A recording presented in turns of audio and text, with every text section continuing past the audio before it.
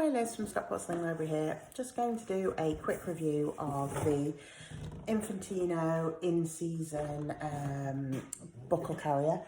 Show you a few tips on how to use it and things. So, first thing you want to do before you use anyone is check it's the right size for your little one. So this has quite a few adjustments you can make to it. So the first thing I've done, different from when it came out of the box, is move these buttons down and popped it into these little poppers here, because the doll I'm going to use today is about 3 months old age roughly, so it would have been too high without that.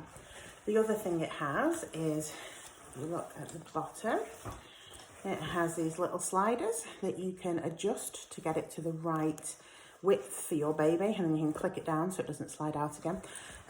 So in terms of the sort of size you're aiming for, you want to be ideally into your baby's knee pits to support them, get their hips in the optimal position for development. Not beyond the knees though, because basically they need to still be able to flex the bottom of their legs like that. If it's too far, they can't do that. So I'm going to put it on. So it goes around your waist. It's a fairly structured carrier, so quite a thick one. Clicks at the side, has a slider so you can tighten it as you need to. It is one of the ones which has kind of like an internal harness, so you can put the sling on and then add the baby, which I know some people like. It has one of these slides, these chest straps that they stay basically behind your back to stop the shoulders feeling like they're slipping off. They're on sliders to make it easier up and down, to get it in the right position for you to be comfortable. Usually kind of across the middle of your back works quite well. If you struggle to clip those behind your back, which a lot of people do, and we hear it a lot with all sorts of carriers that have them, you can actually pre-fasten it and loop it over your head like that. And then you are in. And you don't need to worry about it. If you need to tighten your shoulder straps, you've got things here that will adjust and adjust. So I will just get my baby and I'll put them in. So, because it's got an internal harness, you don't have to worry about holding the baby while you put the sling in. It has two little things you'll see when you're putting them in, that you guide your baby's legs under and kind of pins them in.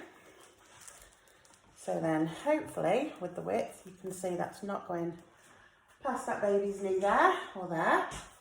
And then these bits are clipped into on here.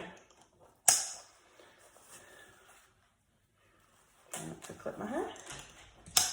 So that's the baby in.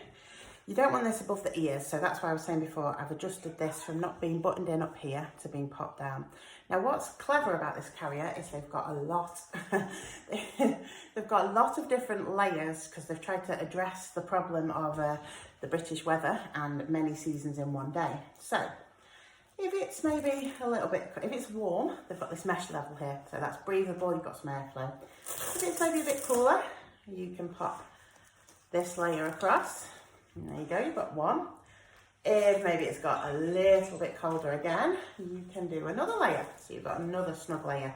Now, in terms of clothing, remember that each layer of the sling counts as one layer of clothing. So the more you're adding on here, you want to think about what you've got your baby in. Ideally, they should be quite close to you and getting you as their main heat source, and you're wrapping layers around you.